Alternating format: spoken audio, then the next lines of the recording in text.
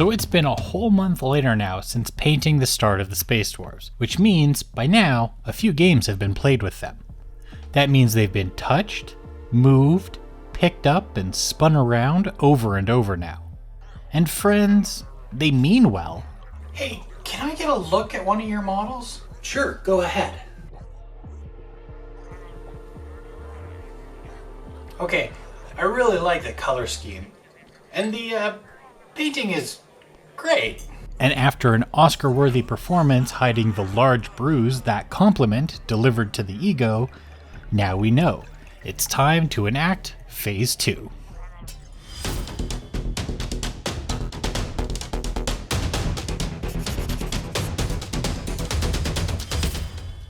Last month, I painted the start of some Space Dwarfs from the one-page rules Dwarf Guild's faction.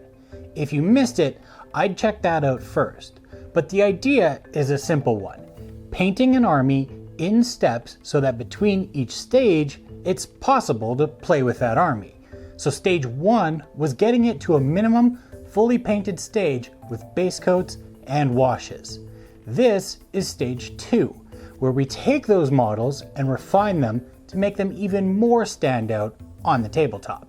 It's also an opportunity to expand on the army that I started. This month on the One Page Rules Patreon, the dwarves get themselves some pretty special units.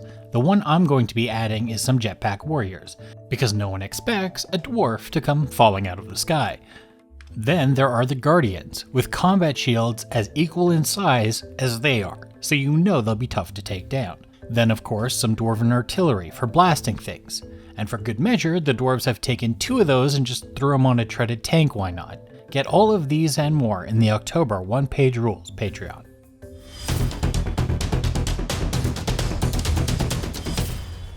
After models have been touched and prodded with maybe not so savory, or more realistically, too savory fingers, which means it's not exactly the best surface to paint on anymore. So we need to have to deal with that first before getting back to doing the brush things. Now since I only just painted these jetpack warriors to match what I've already done with the first unit, it's not a big deal. But even if there's a no food policy at the table, our fingers still have oils. They make it themselves.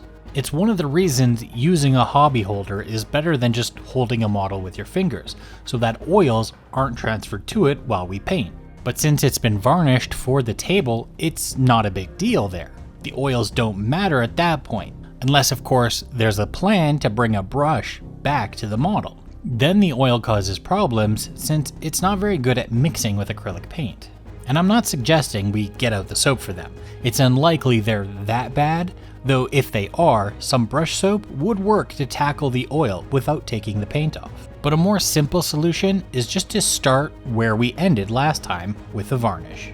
By giving the models another thin layer of a varnish, they'll end up with an evenly finished painting surface once again, so there won't be any surprises from one spot to another. This is actually something that can be done mid-painting as well. It doesn't just have to be for after playing games.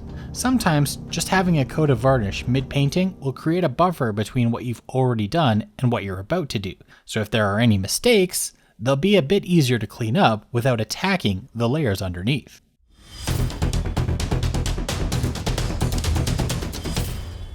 Now comes the time for actually refining the paint job we've already given them. Since we already have a base and shades, that means the direction we now go is up. There's 2 ways to tackle this, layering and edge highlighting, and luckily these dwarves have places that need both. I'm starting with the green. For the base I did a dark green that only got darker. This time I can take it lighter or a more medium green, either with a blend from a paint line or what I'm doing here and just mixing my own. The plan is to layer up some lighter folds on the pants and sleeves. The easiest way to do this is just to cover the upper folds of a piece of cloth, then if it's in a particularly open area where more light might hit, extend that color out to cover more of the surface area. A nice brush with a good point is recommended for this, as on these dwarves specifically, things can get tight since their legs and arms are so short. Now I am trying to mimic a team jersey if you remember back to the first video, and the green didn't get that bright, so I don't want to get that bright either. but I just want to add a second slight highlight, so go a little brighter with this green again, just adding more of the yellow. Then I'll poke it just where the center of light mass would be, and only on the upper cloth folds. This way, I get a good contrast and a good gradient of color from an all-over dark green, but with a few light reflections. For the other kind of highlight, with all this blocky armor, some edge highlighting will really stick out among the colors. So I'm going with my first mix of the red oxide and an orange again, but adding a tiny bit of that yellow again that I already had out. Because this mix isn't too different from my base, it's going to pull double duty. First, it's going to be a thick outline on all these plates, so I'll add it along the edges with the point of my brush or the side of it depending on where it can reach. But I'm not bothered if the line is too thick. The other thing that it's going to be doing is covering any mistakes from other layers. Last time I said not to worry about mistakes. This is why. We can just use this to cover and make anything that was an error a highlight instead. Next I'll add some more yellow into the mix to get a proper highlight color, something brighter than the actual edges of the armor. Now there's many ways to edge highlight, so I could just say get to it, but I'll give you a trick to use since I'd rather not edge highlight every edge this time. I'm going to start going around all the armor vertices and adding a dot of paint to where I think would be a point of light. When I've done that then, I'll start to pull those highlights out from those vertices. So if two are next to each other, I'll bridge them. But if a vertice goes into an edge without one on the other side, I'll let that edge highlight fade off. This way, instead of being one solid outline of the model, it fades in and out from light points. Using both the flat layering and the edge highlighting, I can finish the last few colors just picking out which ones I need at any given time. So I'll do most of the metals with some edge highlighting using a mix between my base metal and something lighter, and for the red, I'll just add some more of that yellow to keep it in the maroon family and highlight the pipes with a nice smooth layer around the bends.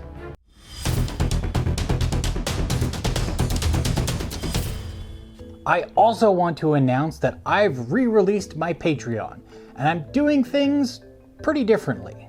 First of all, it's now free for anyone to join. There's no tiers at all to choose from, just hit the Become a Member button. So everyone can see previews of videos, blog posts, and anything else I think might make for a fun post.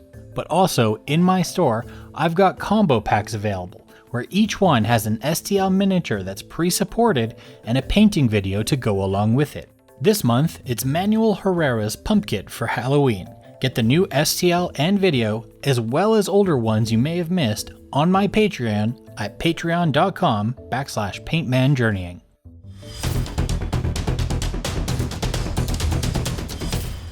Now that everything that was done last time has been spruced up, that doesn't mean we're done, because now is the time to add some other colors. Sometimes things are just going to have some natural colors somewhere. For me, I'm going to add some natural leather to things, so I'm starting with a brown earth, which is just a blended paint with opaque colors in it. But basically, pick whatever brown fits best with your scheme. Now we pick other things that can use some different colors. For me, it's going to be the gloves, which is why I didn't paint them with the highlights, the inner boot, and these straps around his legs. This one has a side bag as well and a side weapon, which I'll want to make the handle leather. From here, I want to follow the same kind of steps as I did for the other colors, but do the full thing this time. So I'll start with a wash of a dark contrast. Something dark brown or black should work, or just the same thing you used overall last time to keep things contiguous, which is what I'm going for here. When it's dry, I can move up to doing some texture and highlighting, just like with the rest of the colors. Of course, mixing in the exact same yellow I mixed into all the other colors so far, other than the metal. Quite a versatile yellow this video.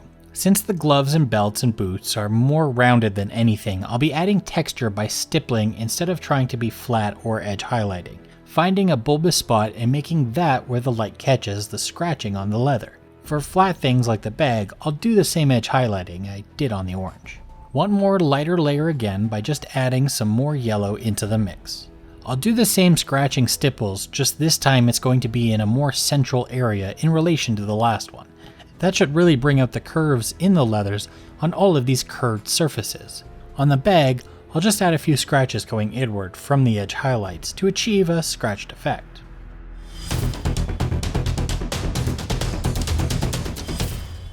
Something like the leather is going to be common among different units, so could have been something done in Phase 1 as well.